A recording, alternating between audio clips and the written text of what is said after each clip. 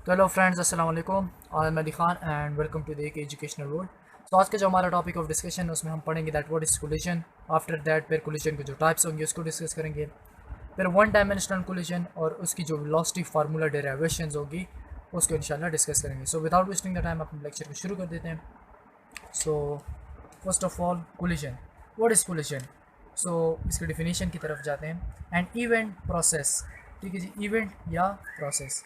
An event process during which two objects come close and they change the velocities of each other is called collision। देखिए, for example collision उसे कहते हैं कि एक event होता है या एक प्रोसेस होता है जिसमें दो ऑब्जेक्ट्स नज़दीक आती है और जब वो आपस में नज़दीक आ जाती है और एक दूसरे से इंटरेक्ट कर लेती है, आफ्टर दैट उसकी वेलोसिटी में जो चेंज आ जाता है तो उसको हम कहते हैं कोलिजन। ठीक है जी। फिर हम फॉर एग्ज़ाम्पल हमने दो बॉल्स ले ली, या सिंपल मैं यहाँ पे दो पेन्स ले लूँ, इसके मैं हेड्स ले लेता हूँ। अब फॉर एग्ज़ाम्पल ये ऑब्जेक्ट ए है और ये ऑब्जेक्ट बी है, तो ठीक है। तो एक ऐसा इवेंट जिसमें ये दोनों आपस में क्लोज आ जाए और टकरा जाए, और आफ्टर दैट जब ये टकराने के बाद यानी वापस अपनी पोजीशंस की तरफ जाए तो इसकी वेलोसिटी में कोई चेंज आया होगा। सो इस फिनोमेना को हम कहते हैं कोलिजन। ठीक है जी।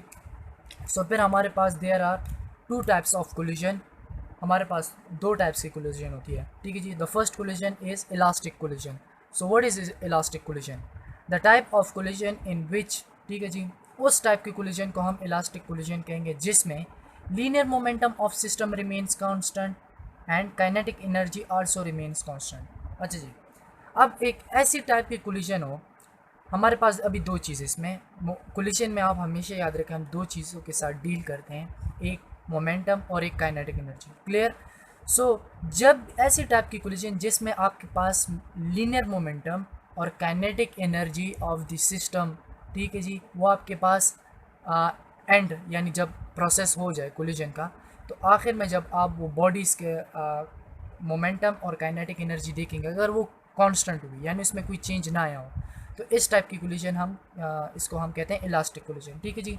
For example collision between atoms या गैस मॉलिक्यूल्स के दरमियान जो कोलिजन होती है वो इलास्टिक कोलिजन होती है। वो क्यों इलास्टिक कोलिजन होती है? क्योंकि इसमें जो टोटल मोमेंटम और काइनेटिक एनर्जी का वो होता है, जो वैल्यू होती है, वो आखिर में जब हम उसको कैलकुलेट करते हैं तो वही वैल्यू होती है जो हमने इनिशियल ली होती है, यानी कोई चेंज उसमें नहीं आता, ना कोई इंक्रीज़ आता है ना कोई डिक्रीज़ आता है। It means that the linear momentum and kinetic energy of the system remains constant, right. After that जो हमारे पास सेकंड टाइप की कोलिजन होती है उसको इन इलास्टिक कोलिजन होती है। ठीक है जी। इलास्टिक कोलिजन तो क्लियर हो गया ना, जिसमें लीनियर मोमेंटम और काइनेटिक एनर्जी कांस्टेंट हो। लेकिन जो इन इलास्टिक कोलिजन होता है, ये उस कोलिजन को कहते हैं the type of collision in which linear momentum of system remains constant but kinetic energy does not remains constant. अब इन इलास्टिक कोलिजन हमारे पास वो कोलिजन होती है जिसमें आपके पास मोमेंटम तो कांस्टेंट हो, चलो, लेकिन काइनेटिक एनर्जी उसमें आपके पास कांस्टेंट नहीं होगी, यानी उसमें चेंज इन काइनेटिक एनर्जी आएगी, ज़रूर आएगी। ठीक है जी। इलास्टिक तो वो होगी कि जिसमें मोमेंटम और काइनेटिक एनर्जी दोनों कांस्टेंट हो, लेकिन इन इलास्टिक वो होगी जिसमें मोमेंटम कांस्टेंट होगा, ठीक है जी, लेकिन चेंज इन किस चीज़ में आएगा? काइनेटिक एनर्जी में चेंज आएगा। ठीक है जी। इसकी एग्जांपल क्या है? इसकी एग्जांपल हम लेते हैं that collision between two vehicles. देखिए, ये एक डेली लाइफ की एग्जांपल भी है। हमने ऐसे बहुत से एक्सीडेंट्स देखे होंगे या मूवीज़ वगैरह में देख लेते हैं कि जब दो कार्स का या दो व्हीकल्स में आपस में कोलिजन होते हैं, यानी जब वो एक्सीडेंट करते हैं, दोनों का आपस में टकराव होते हैं, तो क्या होता है? जो एनर्जी आपकी होती है उसमें, अब यहाँ पे जो हम कहते हैं kinetic energy does not remains constant, तो वो हम क्यों कहते हैं? वो हम इसलिए कहते हैं, देखिए, जब आप कोलिजन बिटवीन टू व्हीकल्स देखते हैं, जब आपस में आप एक एक्सीडेंट देखते हैं दो कार्स के दरमियान, तो क्या होता है? एनर्जी आपके साथ इसलिए कांस्टेंट नहीं होती क्योंकि उसमें एनर्जी वेस्ट हो जाती है। एनर्जी वेस्ट किस तरह होती है? फॉर एग्जांपल, जब ये फॉर एग्जांपल आप ये एक कार ले लें और ये आप दूसरी कार ले लें, तो ये देखिए, ये दोनों जब टकराएंगे, आप अभी देखिए, ये जिस तरह टकराएंगे एक साउंड क्रिएट करेंगे। ठीक है जी। कुछ एनर्जी इसकी साउंड में चले जाएगी, आप भी नोटिस करें, देखिए। ठीक है।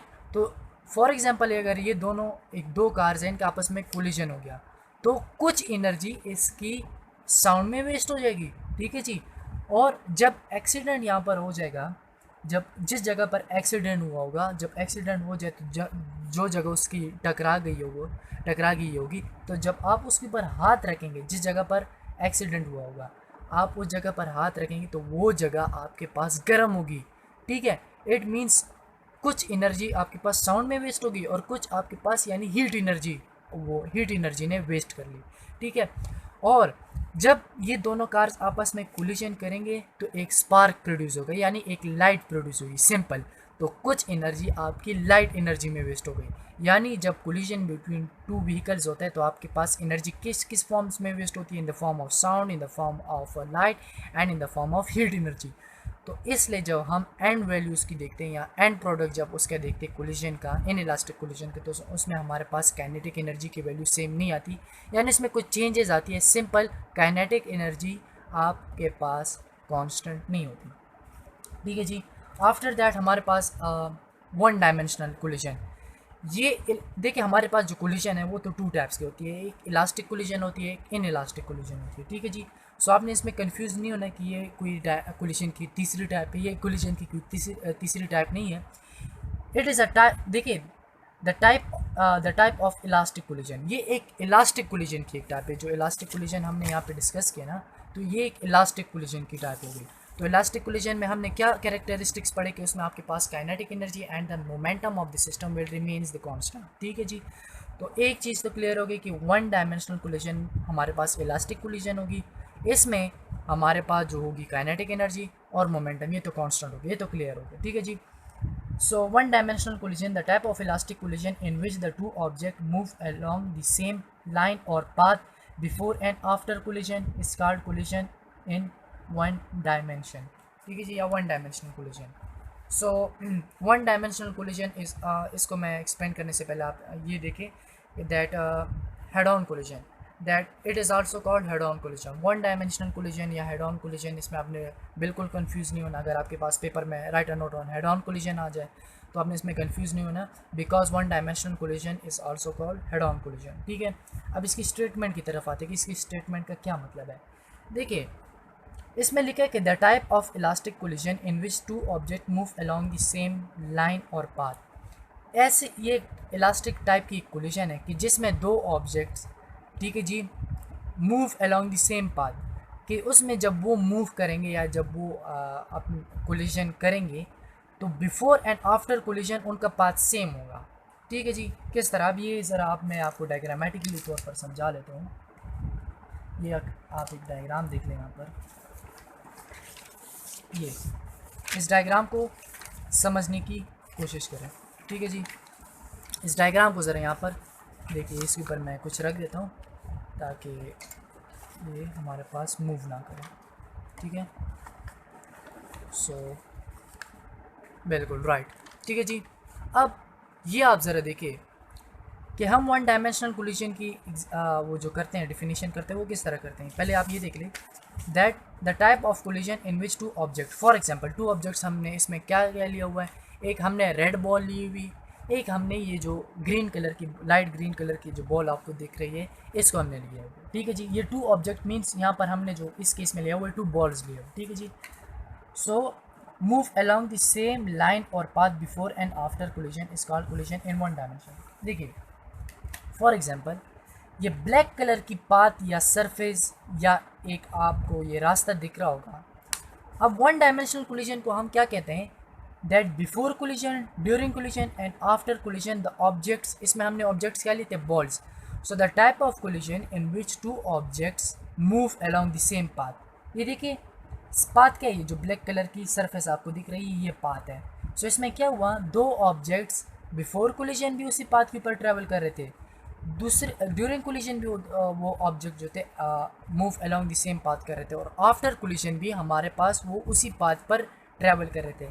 तो इस टाइप की कोलिजन को हम कहते हैं वन डायमेंशनल कोलिजन और सिंपल हेड ऑन कोलिजन, ठीक है जी। फॉर एग्जांपल ये हमने एक दो बॉल्स ले लिए, इसको ज़रा भी समझने की कोशिश करें। ये मैं थोड़ा इस तरह कर देता हूँ। फॉर एग्जांपल हमारे पास एक दो बॉल्स हैं, ठीक है जी, एक रेड बॉल है एक ग्रीन बॉल है, लाइट ग्रीन, सच दैट हमने रेड बॉल को m1 से रिप्रेजेंट किया हुआ है, ठीक है जी, और m2 ग्रीन बॉल को हमने m2 के साथ रिप्रेजेंट किया हुआ है, ठीक है जी। ये आपको क्लियर होना चाहिए, ठीक है। अब ये रेड बॉल जो है ये ग्रीन बॉल की तरफ आ रहा है और ये जो ग्रीन बॉल है ये रेड बॉल की तरफ जा रहा है, यानी दोनों ऑपोजिट इन डायरेक्शन, ठीक है जी। अब होता क्या है कि ये बिफोर कोलिजन यानी ये दोनों अभी टकराए नहीं हुए, तो ड्यूरिंग कोलिजन क्या होता है, ये दोनों आपस में कांटेक्ट में आ जाते हैं m1 और m2, और फिर क्या होता है जब दोनों कांटेक्ट में आ जाते हैं, देखिए एक बॉल इस साइड से आ रही थी, एक बॉल इस साइड से आ रही थी, सिंपल इसी की तरफ आप देखिए, एक फॉर एग्जांपल ये एक बॉल है दूसरी बॉल है, तो ये एक बॉल इसकी तरफ आ रही थी दूसरी इस तरफ, तो जब ये ड्यूरिंग कोलिजन करेंगे तो ये वापस अपनी पाथ की तरफ जाएंगे, टकराने के बाद अपनी पाथ की तरफ वापस जाएंगे। सो ये ड्यूरिंग कोलिजन हो गया। और आफ्टर कोलिजन क्या होगा, जिस साइड से ये आया था वो वापस उसी तरफ जाएगा, ठीक है जी। m1 अपनी तरफ बैकवर्ड जाएगा और m2 अपनी तरफ वहाँ पे बैकवर्ड जाएगा। तो अब होता क्या है, ये आफ्टर कोलिजन होगा, ठीक है जी। हमारे पास सिंपल सी डायग्राम हो गई। अभी इसकी हम वेलोसिटी की डेरिवेशन करेंगे। सो इसकी सिंपल सी डेरिवेशन है, सिंपल तो नहीं है लेकिन थोड़ी सी कॉम्प्लिकेटेड भी है लेकिन ईजी है। देखिए अब डेरिवेशंस हम क्या करेंगे, that consider two spherical bodies हमने यहाँ पे जो बॉल्स लिए हैं इसको आप स्फेरिकल बॉडीज़ के लिए of masses m1 and m2 moving with velocity u1 and u2 before collision such that u1 is greater than u2, right. देखिए हमने एक दो स्फेरिकल बॉडीज़ को लिए सच दैट ये दोनों मूव कर रहे हैं, m1 किस वेलोसिटी के साथ मूव कर रहा है u1, ठीक है जी, और m2 किस वेलोसिटी की उस पर मूव कर रहा है, वो है उसकी वैल्यू है u2, ठीक है। So such that u1 is greater than u2, u1 की जो वेलोसिटी होगी वो u2 की वेलोसिटी से ज़्यादा होगी, ठीक है जी। फिर क्या होता है, that after collision the two bodies were moving with velocities v1 and v2। ये आपने एक इंपॉर्टेंट टर्म इसमें याद रखने कि बिफोर कोलिजन जो आपके पास वेलोसिटी होगी आपने इसको u से रिप्रेजेंट करना है, और आफ्टर जो कोलिजन आपके पास वेलोसिटी होगी इसको आपने v से रिप्रेजेंट करना है। सो आफ्टर दैट जब आफ्टर कोलिजन ना, आफ्टर कोलिजन m1 को हमने वहाँ पे u1 से रिप्रेजेंट किया था, लेकिन यहाँ पर हम रिप्रेजेंट करेंगे इसकी वेलोसिटी को v1 से, और m2 की वेलोसिटी को हम रिप्रेजेंट करेंगे आफ्टर द कोलिजन v2 से। सो ये हमने इसकी थोड़ी सी थ्योरी लिख ली। सो होप दैट कि आपको डायग्राम से भी क्लियर हो गया होगा। सो अब इसकी डेरिवेशन को शुरू करते हैं। अच्छा, शुरू में जो मैंने ये टॉपिक शुरू किया आपको कोलिजन का, मैंने दो चीज़ें बताई कि जब इलास्टिक कोलिजन होगी तो इलास्टिक कोलिजन में हम दो क्या चीज़ें डिस्कस करते हैं कि उसमें आपके पास जो मोमेंटम होगा और काइनेटिक एनर्जी होगी वो आपके pass through out the journey आपके पास क्या होगी, कांस्टेंट होगी। सो यानी मोमेंटम में कोई चेंज नहीं आएगा और काइनेटिक एनर्जी में कोई चेंज नहीं आएगा, ये सब कांस्टेंट होंगे, ठीक है। तो अभी हम अप्लाई करेंगे ना, आपको जो फिजिक्स होगा वो आपके मैथमेटिकल डेरिवेशंस मांगते हैं कि आप एक चीज़ कह रहे हैं तो आप इसको प्रूव करें mathematically. So physics deal with the mathematical relationship, right. So अभी हम इसको इस पर लॉज अप्लाई करेंगे। सबसे पहले मोमेंटम की लॉ अप्लाई करेंगे। अगर इसमें यानी अगर हम law of conservation of momentum apply करेंगे, अगर ये हमारे पास कांस्टेंट आ गई तो इसका मतलब ये है कि हमारे पास इलास्टिक कोलिजन होगी। लेकिन आपने सिर्फ मोमेंटम पे डिपेंड नहीं करना, आपने फिर काइनेटिक एनर्जी भी देखना है, यानी आपकी अप्लाइंग लॉ ऑफ मोमेंटम जब आप करेंगे तो आपको 50% रिजल्ट दिएगा, ठीक है जी। सो सबसे पहले हम इसके ऊपर law of conservation of momentum apply करेंगे कि ये इलास्टिक कोलिजन है कि नहीं, क्योंकि इलास्टिक कोलिजन के लिए दो चीज़ें नेसेसरी है कि काइनेटिक एनर्जी और मोमेंटम का कांस्टेंट होना ज़रूरी है। So applying law of conservation of momentum, so what does it states that momentum before collision must be equal to momentum after collision, कि जो आपके पास मोमेंटम शुरू में भी था वो आफ्टर कोलिजन भी आपके पास वही मोमेंटम होना चाहिए। It means initial momentum should be equal to final momentum, right. So initial momentum means before collision, simple, ठीक है। बिफोर कोलिजन हमने जो स्फेरिकल बॉडीज़ की जो जिस पे हमने उसको रिप्रेजेंट किया था वो हमने m1 और m2 से रिप्रेजेंट किया था, और उसकी वेलोसिटी को हमने u1 और u2 से रिप्रेजेंट किया था। अब ये m1 और u1 किस तरह आया है, अब आप ये ज़रा समझे। हमारे पास जो मोमेंटम का फार्मूला है, momentum is equal to product of mass multiply with velocity. So before collision m को हमने क्या कहा था, m1 कहा था स्फेरिकल बॉडी 1 को, ठीक है जी, और वेलोसिटी को हमने बिफोर कोलिजन को क्या कहा था, u कहा था। अगर हम पहले स्फेरिकल बॉडी के साथ डील करेंगे तो 1 लगाएंगे, ठीक है जी। So it means initial momentum is equal to m1 multiply by u1। इस तरह m मल्टीप्लाई v की जगह आपने यहाँ पर लिखने हैं mu1 प्लस m2 u2। ठीक है जी। फाइनल मोमेंटम आपके पास क्या होगा कि दैट m1 बिफोर कोलिजन जो आपने वेलोसिटी को रिप्रेजेंट किया था वो आपने v से रिप्रेजेंट किया था, तो इसलिए अभी हम यहाँ पर v लिखेंगे। So momentum before collision should be equal to momentum after collision m1 v1 plus m2 v2। ठीक है जी। या आपने सिंपल सा फार्मूला लिख देना है। अब इसमें हमने थोड़ी सी चेंजेस करनी है, यानी जितनी भी वन वाली टर्म्स हैं उसको हमने लेफ़्ट साइड पर शिफ्ट कर देना है, और जितनी भी जिसके साथ 2 लगा हुआ है उसको हमने राइट साइड पर शिफ्ट कर देना है। सो m1 v1 को हमने इधर शिफ्ट कर देना है और m2 u2 को हमने राइट साइड पर शिफ्ट कर देना है।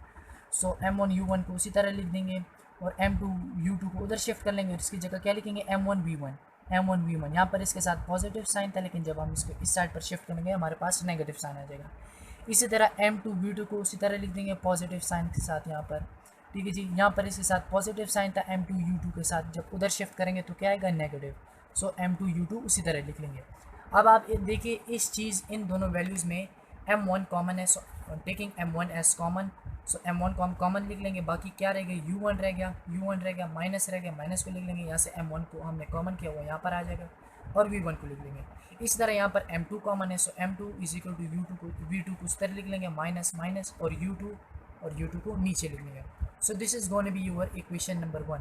ये आपको क्या कहते हैं, इसने यहाँ पर ये ख़त्म हो गया applying law of conservation of momentum. इसने आपको बता दिया that momentum before collision is equal to momentum after collision. एक लॉ तो इसने सेटिस्फाई कर लिया। अब अगर ये इलास्टिक कोलिजन है तो इसको ये जो दूसरी लॉ है applying law of conservation of kinetic energy, तो इसको भी सेटिस्फाई करना होगा। अगरचे ये इसको सेटिस्फाई कर लेता है तो इसका मतलब ये है कि ये इलास्टिक कोलिजन है, लेकिन अगर ये इसको सेटिस्फाई नहीं करता इट मीन्स ये आपके पास इन इलास्टिक कोलिजन है, राइट। सो अब ये हमारे पास फाइनल स्टेज हो गया, हाफ हमारे पास ये हो गया 50% डिराइवेशन, 50% डिराइवेशन रह गई। ईजी सिंपल सी डिराइवेशन, लेकिन थोड़ी सी लेंथी है। ठीक है जी। सो अभी हम अप्लाई करेंगे applying law of conservation of kinetic energy, right. So इसको भी हम उसी तरह डील करेंगे जिस तरह हमने मोमेंटम को डील किया था। दैट उसमें हमने कहा था that momentum before collision must be equal to momentum after collision. इसी तरह applying law of conservation of kinetic energy में हम क्या कहेंगे that kinetic energy before collision must be equal to kinetic energy after collision, same like the momentum case, जिस तरह हमने इसको मोमेंटम में डील किया था that momentum before collision is equal to momentum after collision, right. So after that आपने क्या करना है that kinetic energy initial kinetic energy must be equal to final kinetic energy, simple. फिर हमने काइनेटिक एनर्जी का formula लिखना है। अब इसको ज़रा समझिए, काइनेटिक एनर्जी का हमारे पास क्या फार्मूला है that kinetic energy is equal to 1/2 mv²। So अगर हम बिफोर कोलिजन को इस यानी जो फार्मूला को बिफोर कोलिजन पर अप्लाई करेंगे, सो बिफोर कोलिजन हमारे पास जो मास था वो क्या था m1 था या m2 था। ठीक है जी। अब वेलोसिटी हमारे पास क्या थी, बिफोर कोलिजन जो हमारे पास वेलोसिटी थी वो v1 थी, और आफ्टर कोलिजन जो हमारे पास वेलोसिटी थी वो v2 थी।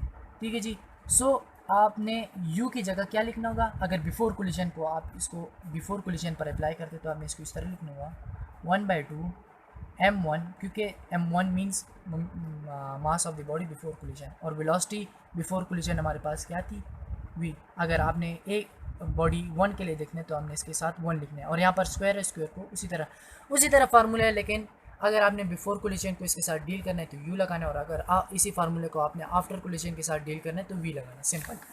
सो 1/2 बिफोर कोलिजन है, सो m1 u1।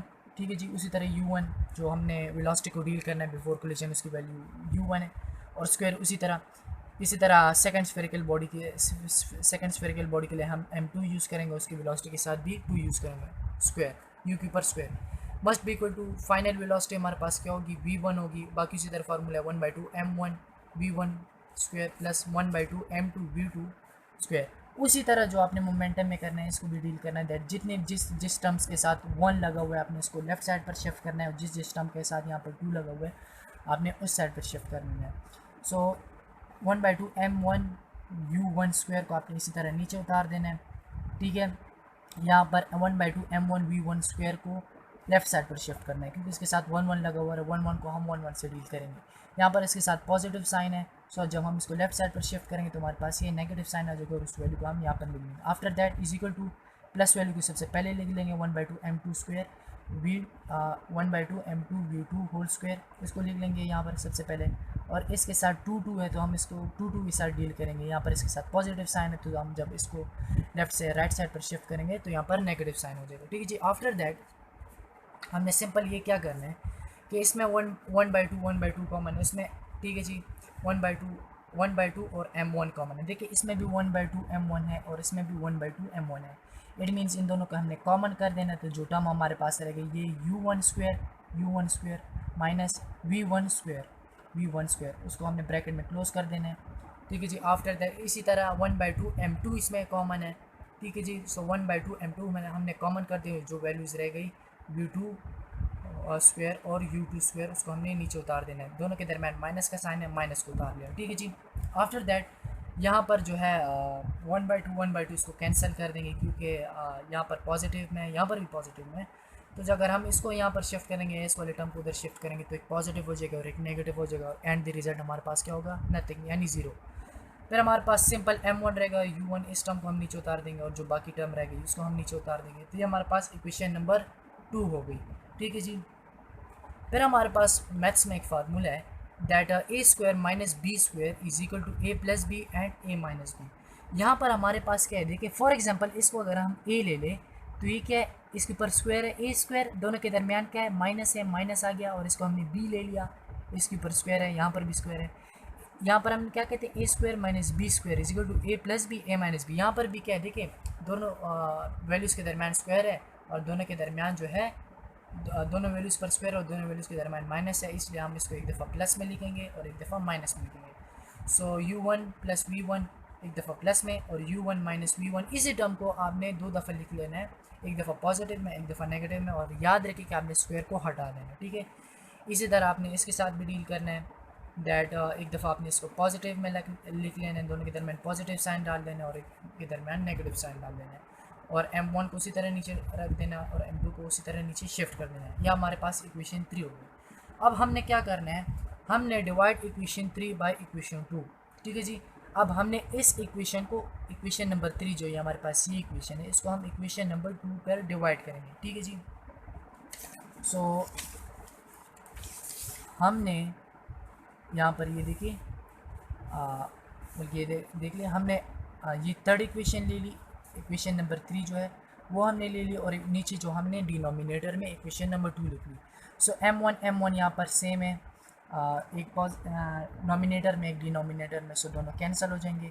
आफ्टर दैट यहाँ पर m2 कैंसिल हो जाएगा। ठीक है जी। ये एक कैंसिलाइजेशन होगी। आफ्टर दैट इसमें और कुछ कॉमन है, हाँ, u1 माइनस v1 नॉमिनेटर में भी है और u1 माइनस v1 डिनोमिनेटर में भी है। इसकी भी कटिंग कर लेंगे, कैंसिलाइजेशन कर लेंगे। आफ्टर दैट इसमें चेक कर लेंगे कोई कॉमन टर्म अब नॉमिनेटर और डिनोमिनेटर में है कि नहीं है। तो इसमें ये देखिए v2 माइनस u2 यहाँ पर भी है और v2 माइनस u2 यहाँ पर भी है, तो इसको भी कैंसिल कर लेंगे। तो जो टर्म हमारे पास यहाँ पर रहेगी क्या है, u1 प्लस v1, इसको हम यहाँ पर लिख देंगे, और v2 प्लस u2 इसको हम यहाँ पर नीचे लिख लेंगे। इस इक्वेशन को अब वही बात है कि u को u के साथ लिखेंगे और v को v के साथ लिखेंगे। ठीक है जी। यानी कॉमन सिंबल्स को हम आपस में जुड़ने की कोशिश करेंगे। तो यहाँ पर जो u है इसको आपस में वो मिलाएंगे और v को आपस में मिलाएंगे। सो u1 यहाँ पर ये पॉजिटिव में u2 को यहाँ पर शिफ्ट करेंगे तो माइनस u2 बन जाएगा। सिमिलरली v2 उसी तरह नीचे आ जाएगा और यहाँ पर इसके साथ प्लस है, तो वहाँ पर जब आप u2 के साथ लिखेंगे तो नेगेटिव हो जाएगा। तो हमारे पास इक्वेशन नंबर 4 बन गई। अब एक चीज़ आप थोड़ी इसको टेक्निकल कह लें या आप इसको थोड़ा ट्रिकी कह लें। अब कोलिशन आपके पास एक ऐसा फिनोमेना होता है जब आप इसकी वेलोसिटी को फाइंड करते हैं कि देखिए, अब अगर आप यहाँ पर अभी मैंने देखा, अगर फॉर एग्जांपल मैं अगर v1 की वैल्यू फाइंड करना चाहता हूँ, अब ये ज़रा समझने की कोशिश करें मैं क्या कह रहा हूँ। अगर आप v1 की वेलोसिटी फाइंड करना चाहेंगे तो आपने v2 को अकेले यहाँ पर छोड़ना है, v1 को शिफ्ट कर देना है। यानी अगर आप v1 की वैल्यू मालूम करना चाहें तो आपने यहाँ पर जो वैल्यू पुट करनी, यानी जो मालूम करनी होगी, वो आपने पहले V2 की वैल्यू मालूम करनी होगी। लेकिन अगर आप V2 की वैल्यू मालूम करना चाहें तो आपने सबसे पहले V1 की वैल्यू मालूम करनी होगी। फॉर एग्जांपल अगर हम V1 को मालूम करना चाहें कि V1 की क्या वैल्यू है V1 की, तो पहले हम V2 को वैल्यू को फाइंड करेंगे। V2 की जो वैल्यू होगी वो हम यहाँ पर इसको पुट करेंगे, ठीक है। जब पुट कर लेंगे उस साइड पर शिफ्ट कर लेंगे, प्लस माइनस मल्टीप्लिकेशन डिवीजन जो पॉसिबल होगा उसको कर लेंगे। आखिर में हमारे पास यहाँ पर सिर्फ V1 रह जाएगा और जो वैल्यूज़ आफ्टर द रिजल्ट हमारे पास रहेगी वो हमारे पास V1 की वैल्यू होगी। इसी तरह अगर आप V2 को मालूम करना चाहें तो V2 को आपने उधर शिफ्ट कर देना और V1 को अकेले छोड़ देना है, ताकि हम V1 की वैल्यू फाइंड कर सकें और आखिर में V1 को दूसरे साइड पे शिफ्ट कर सकें, ताकि हमारे पास V2 आखिर में रह जाए और प्लस माइनस मल्टीप्लिकेशन के बाद एंड प्रोडक्ट में जो हमारे पास रिजल्ट रह जाए वो हमारे पास उसकी V2 की वैल्यू होगी। सो यहाँ पर जो हम फाइंड करना चाह रहे हैं वो V1 की वैल्यू फाइंड करना चाहते हैं। आखिर में जो हमारे पास जो प्रोडक्ट होगा आखिर में रिजल्ट, उसमें हम V1 की वैल्यू फाइंड करना चाहते हैं, तो यहाँ पर हमने पहले V2 की वैल्यू फाइंड करनी होगी। सो हमने V1 जो टर्म होगी नेगेटिव टर्म उसको हमने उस साइड पर शिफ्ट कर दें ताकि हमारे पास V2 अकेले रह जाए। सो यहाँ पर ये -V1 है, तो जब उस साइड पर हम U के साथ शिफ्ट करेंगे तो ये हमारे पास प्लस V1 बन जाएगा, ठीक है जी। यहाँ पर नेगेटिव तो यहाँ पर पॉजिटिव बन जाएगा। तो ये हमारे पास इक्वेशन 5 है। तो आखिर में जब हमारे पास जब वैल्यू आ जाएगी इसमें, तो इक्वेशन 5 को जब 4 में पुट करेंगे V2 की वैल्यू आई होगी, उसको सिर्फ उधर शिफ्ट करेंगे, इससे प्लस माइनस करेंगे, V1 की वैल्यू हमारे पास एंड में रह जाएगी। तो वो कैसे रहती है अभी देखिए। So put equation 5 in equation 1 not in 4। Put equation 5 in equation 1। अब हमारे पास इक्वेशन 1 क्या थी? इक्वेशन 1 हमारे पास ये देखिए ये वाली इक्वेशन है, m1 u1 minus v1 into m2 v2 minus u2।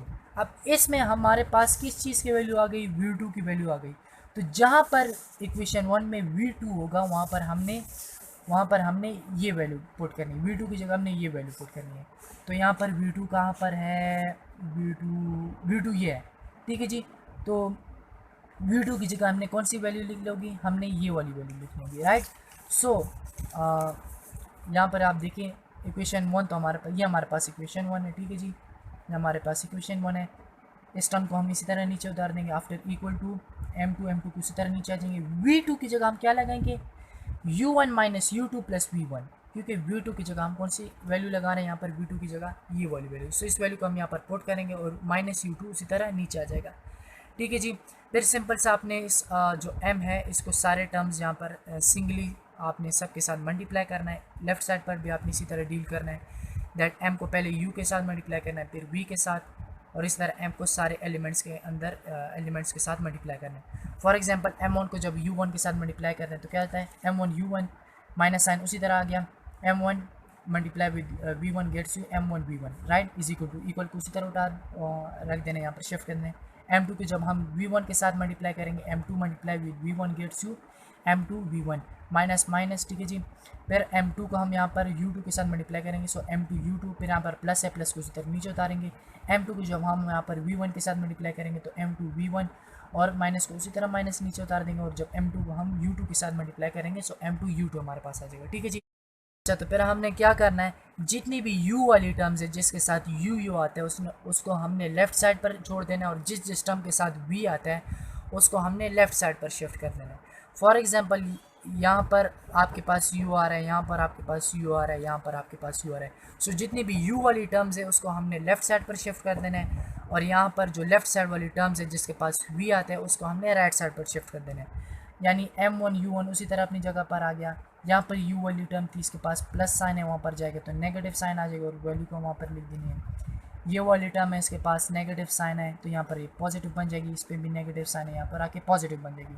और m2 v1 को उसी तरह लिख लेंगे। यहाँ पर v वाली टर्म को हम राइट साइड पर शिफ्ट कर लेंगे, यहाँ पर इसके साथ नेगेटिव साइन था तो यहाँ पर इसके पास पॉजिटिव साइन आ गया, राइट। आफ्टर दैट आप इसमें देखिए इन दोनों टर्म्स में पहले इन दोनों टर्म्स में आप देखिए तो u1 आपके पास जो इन दोनों टर्म्स में आप देखिए तो आपके पास जो ये u1 है तो u1 इसमें कॉमन है, तो हमने u1 कॉमन ले लेना है। तो बाकी क्या रह गया? m1 रह गया माइनस साइन उसी तरह नीचे आ गया, और m2 उसी तरह नीचे आ गया। आफ्टर दैट फिर आप अगर इन दोनों टर्म्स में देखिए तो ये देखिए बिल्कुल सेम है, यानी 1, अब जी समझ देखिए यहाँ पर इसके साथ 1 है, ठीक है जी। 1m2u2 plus 1m2u2 gives you what 2m2u2, राइट। सो दोनों सेम टर्म्स है, दोनों के दरमियान प्लस साइन है, तो जब दोनों को ऐड करेंगे इसके साथ 2 आ जाएगा और बाकी उसी टर्म को इसी तरह शिफ्ट कर देंगे। आफ्टर दैट अगर हम देखें तो इन दोनों टर्म्स में हमारे पास ये देखें v1 और v1 कॉमन है। इन दोनों टर्म्स में अगर हम ये देखें हमारे पास v1 और v1 कॉमन है। जिस तरह हमारे पास यहाँ पर u1 था, इस साइड पर हमारे पास v1 है, तो इसको हमने कॉमन रख देना है और m2 को उस तरह नीचे, पॉजिटिव साइन को उसी तरह नीचे और m1 को उसी तरह नीचे कर देंगे, ठीक है जी। अब हमने सिंपल सी कैलकुलेशन आखिर में 2 स्टेप्स रह गए हमारे पास कि that divide both side by m1 plus m2, क्योंकि हमें क्या चाहिए, v1 सिर्फ चाहिए, तो इसलिए इसके साथ जो टर्म होगी उसको हम ख़त्म करने के लिए यहाँ पर ये इसको हम डिवाइड करेंगे ताकि ये कैंसिल हो जाए। तो m1 प्लस m2 को उसके साथ डिवाइड करेंगे बोथ साइड पर, तो यहाँ पर तो ये कैंसिल हो जाएगा और m1 प्लस m2 को इस टर्म के नीचे भी लिख देंगे।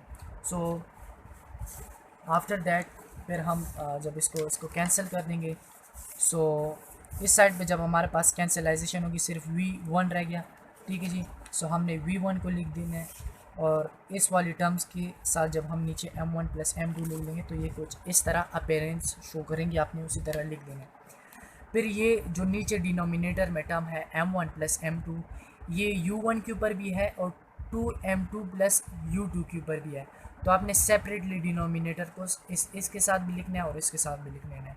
सो u1 m1 माइनस m2, देखिए m1 माइनस m2, इसके नीचे आपने एक दफ़ा m1 प्लस m2 लिख देना है, ठीक है जी। और ये u2 है, u2 को पहले हमने सिंगली लिख देना है और 2m2 के साथ हमने यहाँ पर डिनोमिनेटर में m1 प्लस m2 लिख देना है।